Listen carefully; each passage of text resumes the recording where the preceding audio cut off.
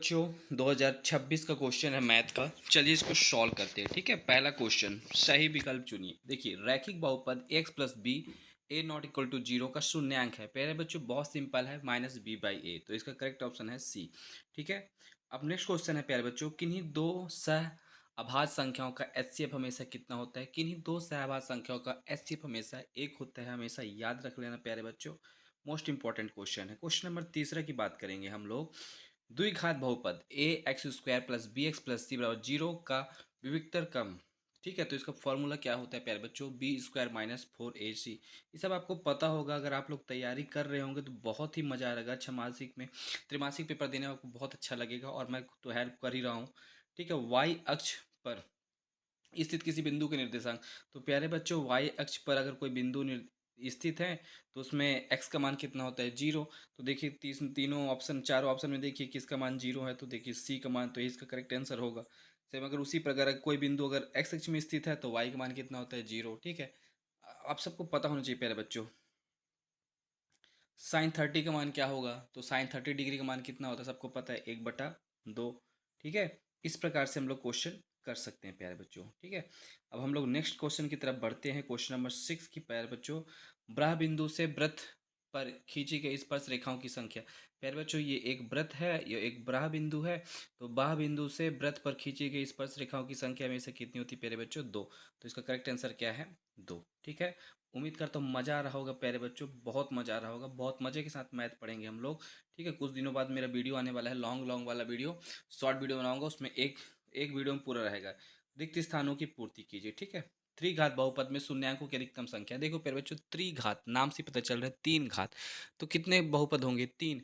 अगर द्विघात बोलते तो कितने बहुपद होते, दो। चार घात वाले कितने बहुपद होते, चार। तो बिल्कुल सिंपल है, कितना होगा इसका आंसर, तीन। ठीक है, देखिए, एपी का समांतर से डी का -3 -1/2, दो का सर्वांतर पूछा। तो प्यारे बच्चों, सर्वांतर को डी से क्या फॉर्मूला होता है, दूसरा पद माइनस पहला पद। ठीक है, दूसरा पद माइनस पहला पद। तो दूसरा पद कितना है, -1/2। ठीक है, और पहला पद कितना है, -3। दोनों का आप घटाओगे तो इसका आंसर कितना होगा, 5/2। ठीक है, चलिए नेक्स्ट क्वेश्चन की तरफ बढ़ते हैं प्यारे बच्चों। देखिए, भिन्न अमाप वाले सभी व्रत क्या होते हैं, समरूप होते हैं, इसको याद कर लीजिएगा। ठीक है, क्वेश्चन नंबर 4 की तरफ बढ़ते हैं प्यारे बच्चों। व्रत की स्पर्श रेखा स्पर्श बिंदु से होकर जाने वाली त्रिज्या पर क्या होती है, तो प्यारे बच्चों लंबवत होती है। ठीक है, अब देखिए प्रायिकता का क्वेश्चन आ गया है, एक निश्चित घटना की प्रायिकता क्या होती है। तो प्यारे बच्चों, ऐसे ही कोई घटना जो निश्चित है तो उसकी प्रायिकता कितनी होगी, 1, या तो परसेंटेज में पूछेगा तो 100%। ठीक है, तो कितना हो जाएगा प्यारे बच्चों, 100% या 1। ठीक है, कई बार परसेंटेज में भी दे देता है, कंफ्यूज मत होना प्यारे बच्चों, 100% मतलब 1।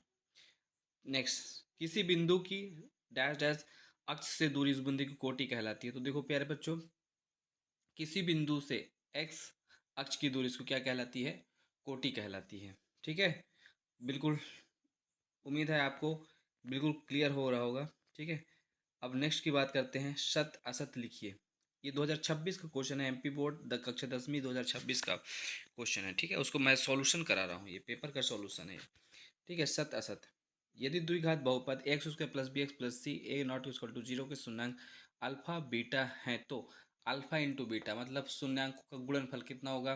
तो सबको पता है कि सी बाई ए होता है। सत है तो सत लिखिए, सत है तो सत, तो सत है तो सत लिखेंगे। सभी समरूप त्रिभुज सदा सर्वांगसम होते हैं, ऐसा जरूरी है क्या, नहीं। तो क्या हो जाएगा, ये असत है। सर्वांगसम अलग चीज़ है प्यारे बच्चों, समरूप अलग चीज़ है। ठीक है, बिंदु पी पी ए बी की मूल बिंदु से दूरी सबको पता है प्यारे बच्चों, मूल बिंदु का निर्देशांक कितना होता है, 0 0। तो रूट ओवर फॉर्मूला लगाओ, x minus x whole square plus y minus y whole square. तो 0 0 हो जाएगा, तो इसका क्या हो जाएगा, रूट ओवर ए स्क्वायर प्लस बी स्क्वायर होती है। तो सत्य है ये, बिल्कुल सत्य है ये। ठीक है, क्वेश्चन नंबर 4 की बात करेंगे। क्वेश्चन नंबर 4 की, देखी गई वस्तु के उन्नयन कोण दृष्टि रेखा और क्षैतिज रेखा से बना कोण होता है, जबकि यह एक क्षैतिज स्तर से ऊपर होती है। तो ये क्या है प्यारे बच्चों, सत्य है। ठीक है, अब क्वेश्चन नंबर 5वां, त्रिज्या आर वाले वृत्त की परिधि पाई आर स्क्वायर होता है क्या। तो देखो सब हमको पता है कि वृत्त की परिधि का फॉर्मूला क्या होता है, 2 पाई आर। तो ये क्या है, ये तो क्षेत्रफल दे दिया है, वृत्त का क्षेत्रफल पाई आर स्क्वायर। तो क्या हो जाएगा, ये हमारा असत। मजा रहेगा सबको।